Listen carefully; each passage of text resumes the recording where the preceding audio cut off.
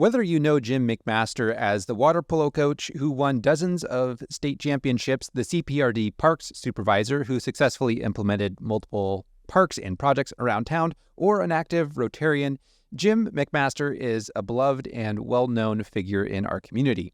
So in this episode, Jim's going to share what led to his success in water polo, his role in transforming the cultural center from the old school, as well as his work on Friends Park, Newberg Skate Park, and many more projects. And you're also going to hear about his work through Rotary and his hopes for the Newberg-Dundee Bypass Trail. So we're covering quite a bit in this episode. I personally learned a lot, so I'm sure you're going to enjoy this episode as well. Hi, I'm Daniel Roberts, host of the Giving Town podcast, where we share stories of hope and generosity in Newberg and the surrounding areas. I'm also a local realtor in Newberg, a Rotarian, ambassador for a Chamber of Commerce, and a member of several local community organizations. So if you're a community leader, a nonprofit volunteer or employee, service club member, or just someone who cares about this community, then this podcast is really made just for you. We live in an amazing community full of incredible people who are working so hard to make Newberg an even better place to live. And that's what this podcast is all about. I also have the Living in Newberg YouTube channel, which is more about what it's like to live in Newberg. So if you like these podcasts, you'll probably enjoy that channel as well. And we're also a local real estate team, so we can help people move here, relocate, sell, buy, whatever it is that you're wanting to do that relates to real estate. All right, well, like I said, we've got a lot to cover in this episode, so I hope you enjoy episode 46 of the Giving Town podcast with Jim McMaster. All right, Jim, well, thank you so much for agreeing to do this interview with me. It's been, gosh, when did I first talk to you? It was before I did it with Don Clements. It was like years ago. Right, probably 2 or 3 years ago, I think. But Daniel, I appreciate being there. Yeah, well, you've got a lot of a wealth of knowledge around the Newberg area, so I'm excited to hear what's on your mind and some stories to tell. One thing I do want to do before we really get into it is just say a quick thank you to Shehelan Property Management for sponsoring this episode. And basically what will happen with that is that'll allow me to take those sponsorship dollars and boost this out to the rest of our community.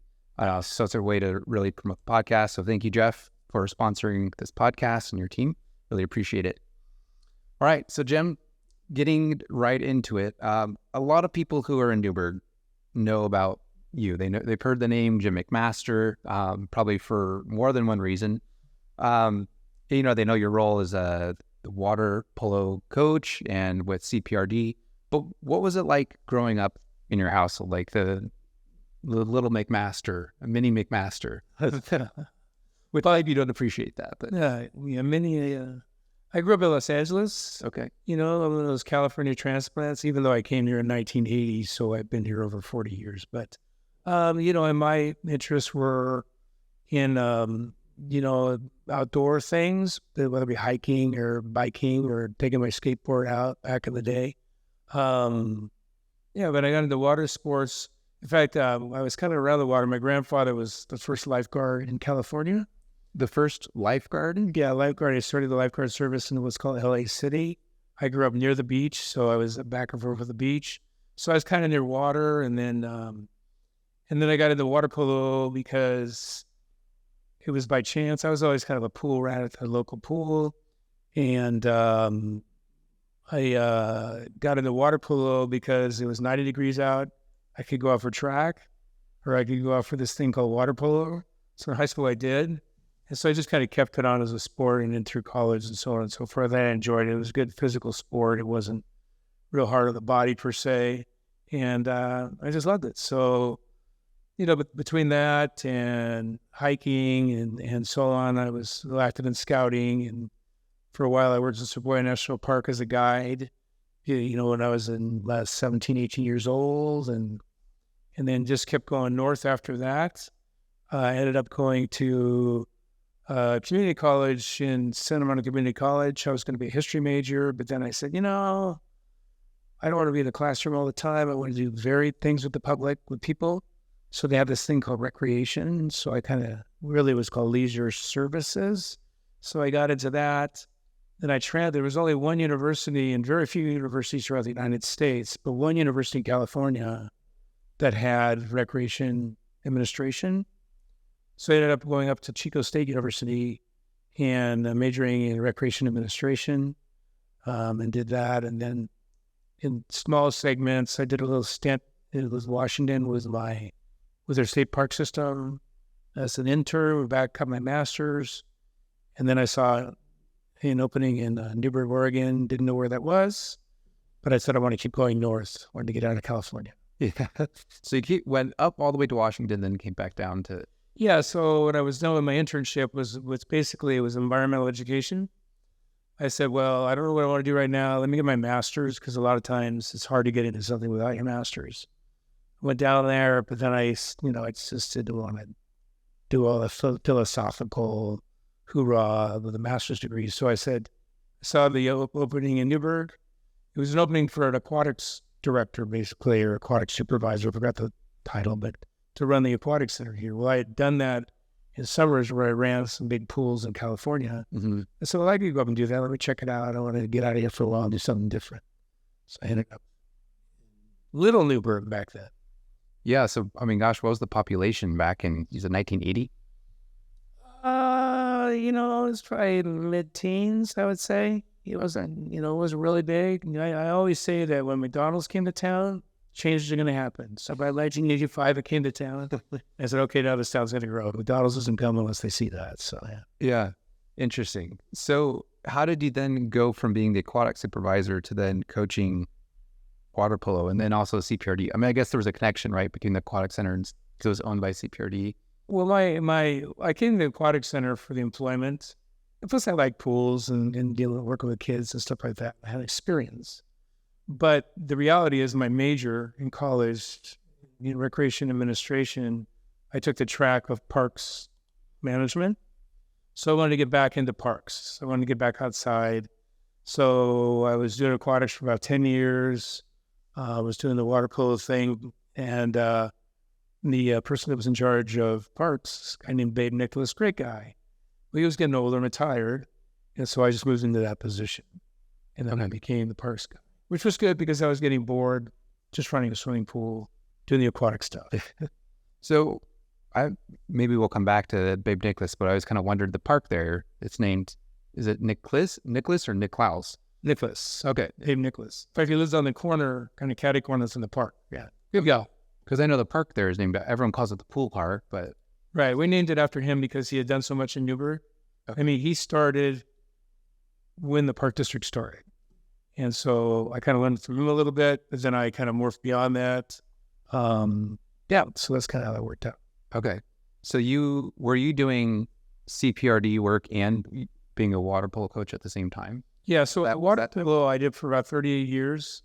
And because my schedule working for the park district was 24/7. And I get calls in the middle of the night, there's a broken pipe or toilets or whatever, or there's, whatever in the parks, I get called. And so I had to respond. So because of that, my hours were not 8 to 5. My hours were, again, 24/7. So I was able to fit the water polo in there. And I enjoyed that. I always tell people, Shale and Park and Recreation District work, park work was my employment. The water polo, even though it was a park district program, was kind of my hobby. And so that's kind of what it was like. Okay. Now, you had quite a bit of success with water polo. What do you think led to that?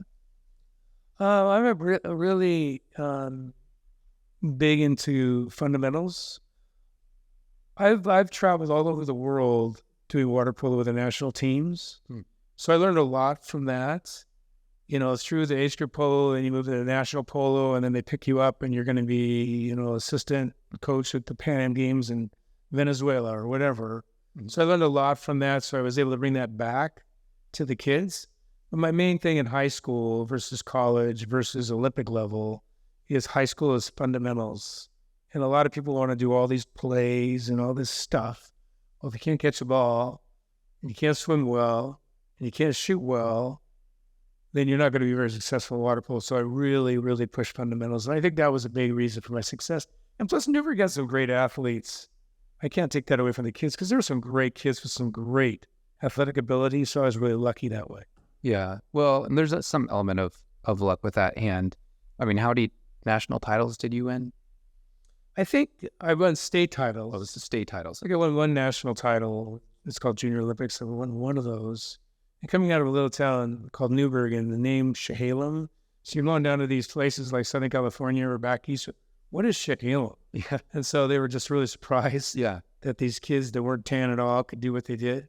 But back to what you're saying, so I won 38 state titles, high school titles. 38 state titles? Championships, right. And you coached for 38 years, so you won every single... Well, I shouldn't say that. I coached for almost 40 years because with COVID and stuff, that was kind of my last year, the first year of COVID. Okay.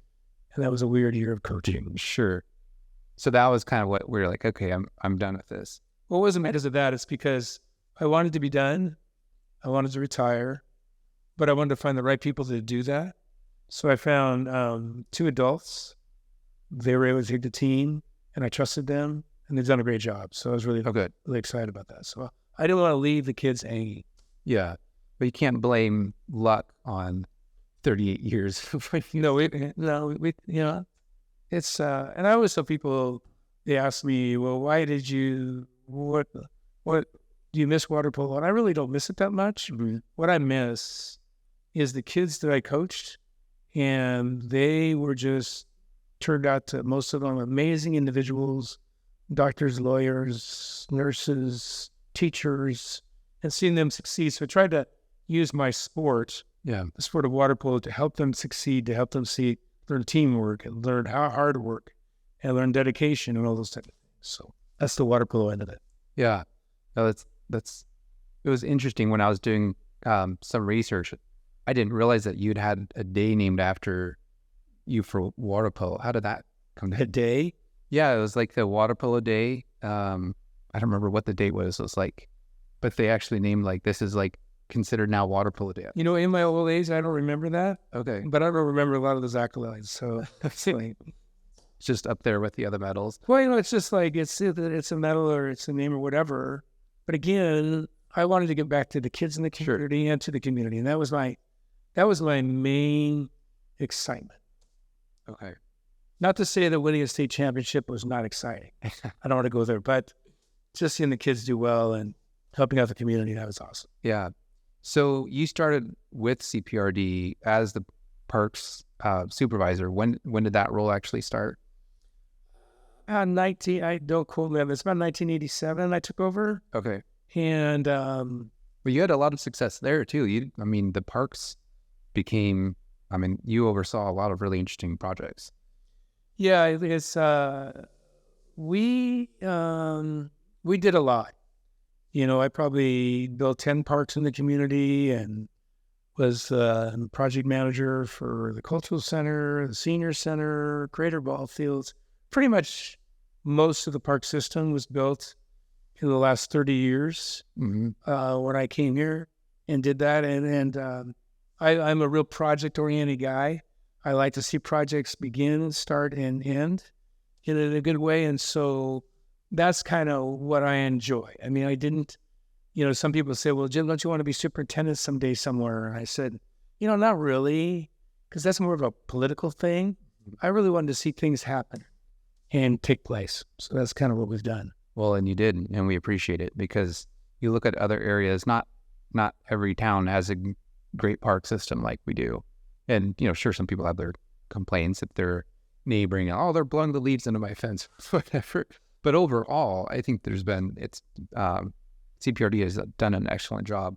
Well, let me talk about that. Sure. Okay. Because the one thing that people don't realize, a lot of people still think, hey, all the parks are run by the city of Newberg or the city of Dundee. I don't think that I would have come to this area if it wouldn't have been a park district. Because with the cities, especially small cities, parks are low-hanging fruit. They're the first ones to get cut, and I get it. Mm-hmm. You have to have your infrastructure, you have to have your police, you have to have your fire departments. But recreation is kind of like way down there with libraries. They're not as important to running the city to a lot of people, but the people that lived here, it was important. And they decided they were going to get rid of their pool here because it was leaking more water than was put in. It was an outdoor pool. So they wanted to build a new pool. City didn't want to do that, is my understanding. So they created a park district. And so by doing that, now all we do is recreation. We don't have to worry about the police department, running out of money and asking for more or whoever. And that was important to me. So I don't think people realize here how well they have it, because if you were to go to Tigard, or you were to go to Canby, or you were to go to some of these smaller towns, they don't have anything like this. So they may have the same population. They don't have a golf course. They don't have a cultural center. They don't have a nice aquatic center. They don't have, if this would have been a city park system, you would have probably had 10 less parks, because that wouldn't have been a priority and they couldn't afford it. Yeah. So we're really lucky to have a park district, and some people don't understand that. And, Dundee came on, they kind of saw that. So Dundee has, 4 parks now? Or 3? Or they would have maybe 1. Yeah. So that's the difference, and that's why I like the park and rec district feeling. Yeah. It's interesting, too, because I see people complain all the time. They want both sides of they want their cake and they want to eat it, too. So, sure. There's, with the district, there's also fees that come with that. Sure. You're having to, you're sacrificing some things to gain other things. Sure. And that's just life. You can't. Yeah, we try to keep our fees reasonable. Mm-hmm. And again, people, we don't, if you cannot afford it, then the park district, depending on what it is, will fund it for you. We don't, like, if the aquatic center, kids that want to come in swimming, they can't afford it, then we'll work it out somehow so they can use it. So that's been a mantra for our park district since I've been here. And hopefully, And you're talking about for the activities themselves. Right. Now, if you have a teacher or paying a teacher as a contractor or something, that's different. I was talking about, because isn't there, when you apply for a building permit, isn't part of that fee set aside to go to Parks and Recreation? Correct. Correct, SEC fees, system development fees. And people, I have a love-hate relationship with those. Mostly hate. Yeah, I mean, if I'm a developer, I'd probably hate it because my house is going to cost more and so on. But the reality is, we have a big development that goes into town. People want this and that. The big development goes into town and, the only park. Well, the developer's not going to build the park. They're going to build everything around it. So they're going to, after the developer leaves, and I'm not saying all developers, but a lot of them, because they're there to make money, and I get that. Then they come to us and say, hey, park district, you should build a park for me. Well, instead of all the people in our district paying for that park over there, the people that built those new homes now are going to pay for that. Now, that doesn't mean that they're not going to pay for other things, throughout the district. A good example is, just to give you an example, is Friends Park, which is over by the airport, kind of over in that area. Friends Park was 9 acres. We bought it, 20 years ago. I don't even want to say the price. It was ridiculously low. But it was great for the community. It has sat there. No homes were built. It sat there. No homes were built. And then finally the homes came in. And so with that said, they come to us and say, well, park district, we want a park. We were told when we moved here that we would have a park. So it's 9 acres. And so we said, okay. So I applied for a grant. Okay. And then from the state parks. And then we took STC money and matched the grant because it had to be matching. We also had and then I talk about relationships. That's really important to me. We had a construction company that said, Jim, we'll grade this whole thing and do all this infrastructure pro bono. Wow. Because we want to get back to the community. So we had these 3 groups together. Part of it was STCs. And we built the park. If we didn't have those STCs, they would not have a park. Because we couldn't afford it. Because if we had to take money out of our general budget to build, then we would have to cut back on maintenance. Big time. Yeah. So that's kind of where it's at. It's hard for some people to realize it, but it's no different than the city. The city charges STCs, and they do that to help them put in infrastructure. And if they didn't have that money, they couldn't do the infrastructure. So it's the same with parks. And people really want parks. Yeah. They want their community to be livable. Yeah. Now, just kind of from a parent and community standpoint, what is the process when there's a park that's kind of in disrepair, like it was built maybe 40 years ago or however long it might have been built? And, from some people, they might think that, oh, it needs to be rebuilt completely. So like, what is the process of going through that and evaluating? Like, do people submit requests in? Like, how do those? Yeah, a lot of times it's requests. Our main thing is it's safe. That's the part that you guys has to make sure it's safe. Mm-hmm. Number two, there's a lifespan of certain things like a playground equipment. Yeah. I put playground equipment back in 1990 that now needs to be replaced. Mm-hmm. And so you just kind of, and not everything needs to be replaced now. And then the other thing I tell people, and we have some new board members and I'm trying to teach a little bit, there's different levels that you could be at with parks. You got, your gold standard and your entry standard in your middle of the road. And so do we want every park to look like the front of the aquatic center or the golf course? Well, we could, but then that costs a lot of money and a lot. So you kind of have to weigh those options. Yeah. I mean, like right now, I know the Parks District is repairing Jake with his nature repair. Does everything need to be replaced? No. Do things need to be brought up, updated? Yes. Mm-hmm. So it's kind of a lot, and sometimes it takes people complaining. Sure. Yeah. It's like anything. And is that like, does it come to the board for those things, or is that just like whoever the supervisor is? The staff is responsible for providing a budget. They're also responsible for putting in that budget what needs to be done. Now, the board may look at it different ways than what the staff looked at it. No, we're getting a lot of complaints in this area. We need to do this right now. So it varies. That makes sense. All right. I know we've got a lot of things to cover, but one of the things I did want to hear from you is in your time with CPRD and with all the projects you worked on, are there any interesting stories that kind of stand out that you're like, oh, I wish more people knew about this? Yeah, the cultural center is a good one. So I was project manager on getting that done, and it took a long time, steps, and I'm excited because privately they raised like $6.5 million to finish the top, the second story, which is awesome. But when I went into the cultural center initially, it was given to us for $1 from the school district. Here, Park and Rec, because they had just built some new schools.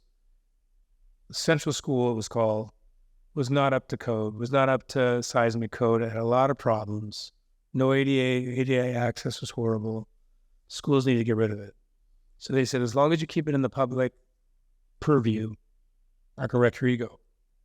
So for $1, we inherited a $20 million project, in theory. So when I went in there to begin with, they had just closed what's called Rennie School. And at Rennie School, they brought over all the desks, all the chalkboards, all the tables, all the chairs, everything you can imagine that was in that school was in the gym. By the way, Park and Rec, you need to get rid of this stuff too, because this is all part of your gift. And so, it was a great gift. And the school districts, I get it. They had other things they didn't want to deal with it, and I understood. So we had to clear all that out. And we gave, we did an auction, and we gave some of the nonprofits, some went to the dump. It just depended on what it was. So we cleared all that out, and then had to clear out asbestos and do all this stuff. But as I got into the building, because we had to tear all the walls down to the stud to bring up the seismic level for FEMA and so on, and get rid of all the asbestos and stuff. All of a sudden, we're going through the walls, and here I find some old beer cans in the walls. Back in 1934, there was no OSHA or any of that stuff, so I'm taking out these beer cans and newspapers and stuff they shoved in there. I thought they probably had lunch. There was one part where the main building was built in 34, and then about 54, they built the two wings in the front and the gymnasium, which is now the ballroom, in the back. And there was a false wall there when they built that gymnasium. And as I was taking that wall down, here they have, because it used to be outside before they built the gymnasium, so kids would bounce the ball against the wall, whatever. Here's a basketball hoop that was bent down behind the wall. And so I go, this is so cool. And then, when they had a hoop back then, you have a solid board now. Their backboard was in slats. Interesting. Which is really cool. So I saved that upstairs, and it's still up there. It's bent down, and it's kind of a relic. So I thought it was kind of cool. So that was some of the stuff. There's other things that we found outside, underground. They were going, this is kind of iffy. I remember one story where we went in there, and when the school district had to do some abatement before we came on, it used to be heated by oil and it was steam driven. Anyway, all of a sudden, as we're doing excavation outside the building, I see these lines and they're leaking oil. And I go, is there an oil tank still here? And the school district adamantly, no. And it was freaking me out because that would have cost a lot of money. And it just so happened those oil lines just had a little oil in it, and we caught it, and that was it. The tank, it hadn't been taken out. Okay. There was another story where there's a huge deodorant cedar in front of that building. Because a lot of people don't realize when they plant a tree that's 4 inches thick, can get to 5 feet thick. And so we have this tree, and I needed to get out of there because it was pushing the building. It was so close that it was pushing the building. Oh, wow. And some people were mad. I took it down. I said, well, if you want the building to fall over, let the tree live. And it was hurting anyway because huge branches were falling off it periodically, things like that. So we ended up following the tree. I'm not sure I did the right thing here legally, but we fell the tree, so it fell from basically the west part of the center all the way to the tip of the library. That's where the top end is. So I'm going, oh, gosh. So anyway, we ended up excavating out there. When we excavated, we found a bunch of old water lines, and they had tree roots that were just in the water line, 30, 40 feet that were straight as an arrow. So that was kind of interesting. So that tree's like, wow, my lucky day. I found some good water. Yeah, so that building had some really interesting problems. But, it's a great old building, kind of great for the community, and I'm excited to see it finished. So yeah, what it sounds like progress is now, it was stalled for a while, but now it's moving ahead, and it's awesome. Yeah. It's awesome. Another one I'd like to tell you about is when we were doing the skate park, Ewing Young Park was an old dump, part of it. It was abandoned back in the late 50s. In fact, back there, when I first came, there were people back there collecting the old bottles that were back on the hillside. And if you walk back there, you might be able to see glass and stuff on the side of the hill. Well, that's part of the old dump. So we inherited this dump site. It was a PGE pole yard. It was a brick yard, the top part of it, for when they built Newberg. Had all these things going for it. And so, at about, 2000, by year 2000, they wanted to build a skate park. That was the big thing, skate parks. And so, so these guys wanted to go out with a shovel and build a skate park. Well, you can't just take your buddies and go out there and build a skate park with a shovel. So the board of directors at that time directed me, Jim, you need to get a skate park built. And I knew nothing about skate parks. So I said, okay. So a friend of mine was a director at Seaside, and they just built a skate park. And so she said, well, call these guys and see what they can do. So I interviewed these guys to come build a skate park. And I don't think you would have hired them to look at them. This was just, wearing baggy clothes and unkept and just hanging out and stuff. Were they like a consulting group? There was just a bunch of guys that had built the skate park there, built the one under the Burnside Bridge in Portland. And I said, okay. And so I said, look, guys.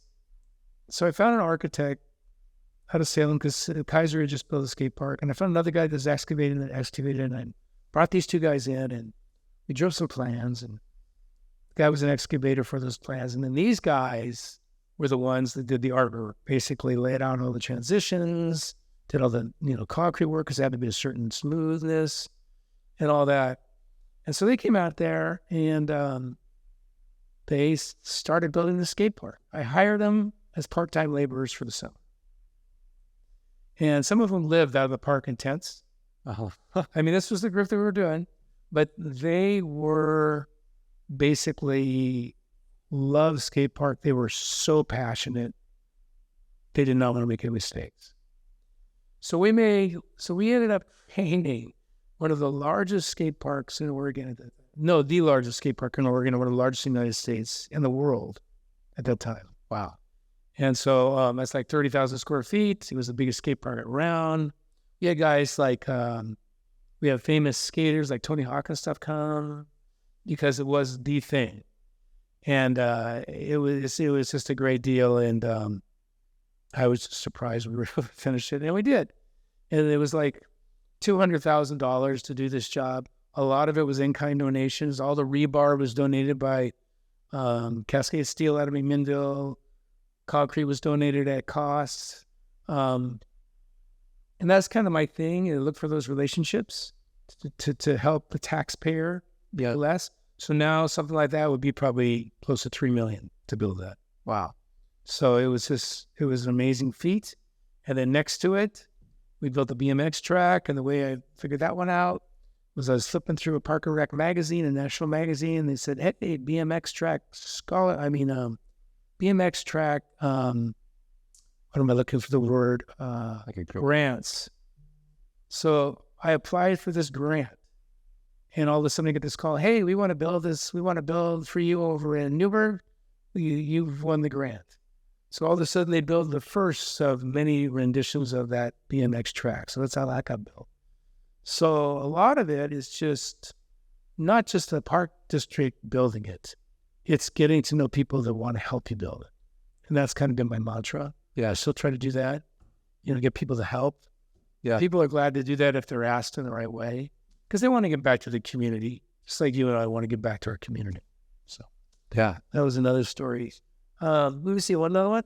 Yeah. Hoover Park is a good example. Hoover Park is a tough one for me because Hoover Park is a city park, and so is Memorial Park, so is Scott Levitt Park. But we leased them for like 50 to 100 years from the city because the city had them, and we just took them over because that's what we do. Gotcha. So there's some parks that are owned by CPRD, some parks that are owned by the city, but that CPRD manages? Is that? We lease them and manage them, yeah, because that's what we do. And we want to do that because we do it better than the city would because they don't have people to do that. Yeah. But anyway, so with Hoover Park, we used to have a sewer district here. It wasn't part of the city. It was a private company that did sewer work. So a lot of those homes over by Hoover Park, instead of the sewer and the gray water going into the sewer, it went into the park. Oh, geez. So all of a sudden, I'm finding these sewer lines going down into the park that we have to find and we have to shut down. So I have all this water and people say, it's so wet. And well, that's because all that water is coming from somebody's dishwasher or whatever. It wasn't raw sewage at this time. Those have been taken care of. It was the gray water. Okay. So still, yeah, it wasn't black water or, sewage. So it's still kind of not great. So we got rid of all that. And then they had the old swimming pool up there. And back in the day, Oregon Park and Rec was looking for grants that could basically for sustainable use. Sustainable was a big word. And then they go green and they change, So it's sustainable. So I said, well, to get sustainable, we've got old pool shell here. Now, I think briefly explain the pool because I think a lot of people don't know there's a pool. Yeah, it was an outdoor pool. And that's exactly where the playground is at Hoover Park right now. That is built, and the outdoor pool is part of it, underneath it. And part of our storage shed back there is where the pool was. Huh. And it was great, really a big thing to have the outdoor pool in the summer here. But I said, to be able to get this grant, let's go this route. And so I said, okay, Oregon Parks, we're using the pool and we're just making it sustainable. So we're not having to tear it out and pull it away. We're going to build a playground in the pool, fill up the playground with dirt, and then build on top of that dirt and gravel. And we did, and we got the grant. And then Rotary got a $50,000 grant, I think. And the Rotary came through and helped us with that too, along with SD seats, and we got it built. So that's kind of how those work. So it's kind of interesting how Hoover Park, and then we had a problem a little bit with folks down in Hoover Park that shouldn't have been down there. Somebody got the idea, hey, we need to bring in disc golf. So we built a disc golf course, and that was awesome. And so we have less trouble down there with folks down there that shouldn't be. They get a recreational opportunity because that's a tough part because of the way to get down to the park is very steep. So disc golf. I don't think people would go down there without that. What's that? I don't think people would go down there if it weren't for disc golf. Right. Except for sledding in the winter. Yeah.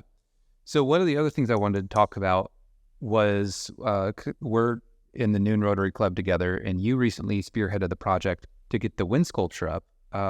So I wanted to get your thoughts on if maybe some people aren't aware of it. It's down by the Cultural Center. It's this giant sculpture. So how did that come about, and can you share about that project? Well, yeah, I was in Stevenson, Washington, and saw it for the first time. And I kind of checked around Stevenson, Washington, and a bunch of community groups got together. I wanted to put this in to bring the community together. And so I said, well, at the time that this was happening, Newberg was having some political upheaval, which everybody knows about. And I said, I'm not into that. I'm not into them versus us or us versus them. It's not my thing. I said, I'm into just basically trying to make things better for the community. And so I said, if we build this, if we can get enough donors for this, because I didn't want to use money. I didn't want to use government money to build this. I wanted to build it with people that were going to donate to it. So the Early Bird Rotary Club and the New Rotary Club came together and funded it. And then 10 to 12 other people funded it to bring the community together in peace and cooperation and love and so on and so forth, to try to get us back together as a group. Try to, we all have the same interests, hopefully, to make the community better. And that's kind of why I did it. Was it fun for me? It took a lot of work to get that going. But you know what was awesome? And that's awesome about living here is people step up. They want to help. If it's a good cause, they want to help. And that's why I enjoy recreation and what I do. Yeah.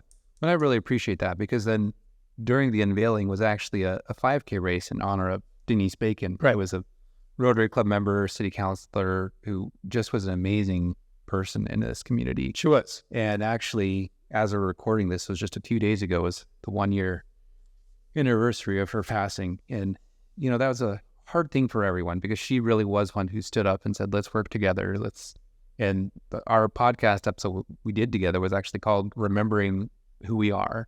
Right. That Newberg at its core is a very loving, compassionate, kind community.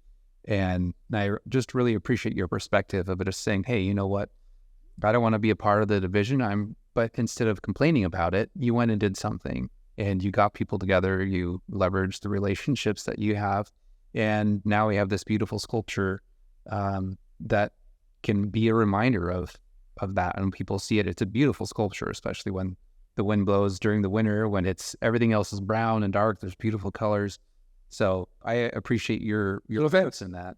Yeah, I did a lot of the work on my own, but I had people supporting me, other Rotarians and stuff supporting me. So it was kind of a group effort in a way. Mm-hmm. I just spearheaded it. So yeah, well, and that's what things take, one person spearheading it and other people coming in. Yeah, my adage with all these groups, it's always takes the few to do the work of the many. It really does. You have a group wanting to do something, there's always just a few people that are pushing it, and other people got to watch. And so the 80-20 rule is another way of... There you go. One of the other things is you've been really working on the Newberg-Dundee Bypass trail down on where the bypass is. Can you share about that and where things are with that right now? So if you look at the cultural center, or you look at the aquatic center, or you look at the golf course, all those big things, they make this community more livable. They really do. People go, oh my gosh, you have all these amenities for my kids, me, my parents to do in this community. It's awesome. But the one thing that we don't have in this community that I'd like to see more is safe, walkable areas outside of walking down your street and having to go across driveways or having to walk off the edge of a sidewalk. And so the Newberg-Dundee Bypass Trail is a trail that would go basically from where the bypass starts, of the 240 there, all the way to Dundee and drop off at the new elementary school that's being built on the south side of Dundee. It would provide this community another amazing attribute for everyone in the community, young, old, and so on. Before I get to where it's at, two quick things. So I went to Dundee, and there was this boy and his mom and their dog, and they were outside, in the subdivision near where the bypass trail will be built. And I said, what do you think about this? Being able to walk all the way to Newberg and back, that would be the best thing. This little boy said, I could take my dog for a walk. I can do it safely. This is a little boy. And then I go over to a new subdivision that's being built I think that's where you live. The river run? I talked to some people over there, just at random. I don't know who they are. What do you think about this? Would be the best thing. Well, I think I know the majority of the public would like to have that. It's all built in a right-of-way that's ODOT's right-of-way, so there's no private property involved in where the lay of the trail would be. There's always people that are upset with things and make a big deal of things, but in reality, one day, soon, all of our city, the Dundee and Newberg city limits will either be up to the bypass or pass it to the river. So we're just getting ahead of the game. So we can build it now, or our grandchildren can build it at a lot higher price. So with that said, working with ODOT, because ODOT wants to see it built too. Part of the thing is just not roads. Part of the things is, bike ped type transportation. Mm-hmm. And so the first phase is what we're doing now. And we're in a stage where we have hired a contractor. We are still working with the designers. I think most of the environmental is done. And we're moving forward. We're doing some value engineering to try and see how we can cut some costs. ODOT allows us to put a little bit of lighting on there now too. So we're working on that. So the first one is a walkway and a bridge across Hess Creek, which is the creek that runs from Hoover all the way down. So it's going to be crossing Hess Creek. Yeah, and Chehalem Creek. It has to. Yeah. It can't go down because, you got to think about 88 too. And plus, if you're going to switch back all the way down and all the way back up, it's not going to be as usable. So ODOT, Department of Transportation, is putting in $1.8 million. So that's money that's going to be spent here in Newberg by the state, which otherwise, if we didn't take them up on that, Wilsonville will, Lake Oswego will, or somebody else will. So we are. And then another $800,000 in SCCs, and other money that we have is being put in by the district. To be able to build something that's going, in my view, as a recreation professional, looking at communities all over the United States, is going to make Newberg-Dundee more livable, where people will stay here instead of having to go to Tigard and do the Fano Trail over there and so on and so forth. Folks have got, all with land issues and all that. Well, they're not here with us because it's always already in a right-of-way that's purchased by ODOT. Yeah. So then are there roadblocks? Right. Yeah, there's always roadblocks. There's always people that, have ideas. Well, it's going to impact this or impact that, or NIMBY's not in my backyard type stuff. There's always going to be that. But if people are really looking, I think, realistically at what's good for our communities, then they would see this as an attribute. You go to communities all over the United States and you see these being built because people want to get out and promote health and wellness. They want to get out and be able to take their child in a stroller for a safe walk instead of being blown over by a semi that goes by, or, the exhaust of a used truck. Not to say we're going to try to stay away as far as we can from the bypass road and they'll be safe. But, they want to be able to know that they're safe and comfortable. You have little children. You take them out and walk in your street. You're always looking left and right. Is there something that's going to get my child? Yeah. That's important. And that's why so many communities now are building these. If you go to like Idaho, which is a very conservative state, they're building them everywhere because they understand how valuable that is for the community. I'm passionate about it. Will I use it myself? Probably not that much because it's going to be mainly the main part of town that's going to use this. And some people will come in because they want to show off Newberg. But it's going to be amazing if the community has the foresight to support it and keep supporting it and get her done. And if ODOT's paying all that money and you think that money's always going to be there, I'd jump on it. And we are. So what are ways that the community can get involved and help make that happen? I just think letters of support, talking to board members that are here now and emphasizing how important it is, for them. If it's not important, fine. And some people won't use it, I get it. But a large majority of people will use it. A large majority. People said that about the aquatic center. Oh, what do you need this and that? I'll bet you $5 their grandkids are using it. Or I'll bet you $5 that they've got a knee injury and they're not using it. So, you can be a naysayer and so on. But the reality is, I'm looking out for the entire community, not just a few people that collect that. Yeah. And how long would that be, by the way, the whole trail once it's done? A little over a mile. It's not really that far. Okay. From Newberg to Dundee. People, you go 99, it seems like it, but the back way is not that far. They're pretty close. The city limits are really close. Interesting. Even crossing Hess Creek, coming all the way down, crossing Chehalem Creek, it's less than a mile. Don't quote me on that. I'm sorry. I'll do my own research. Take a look. I'm sorry.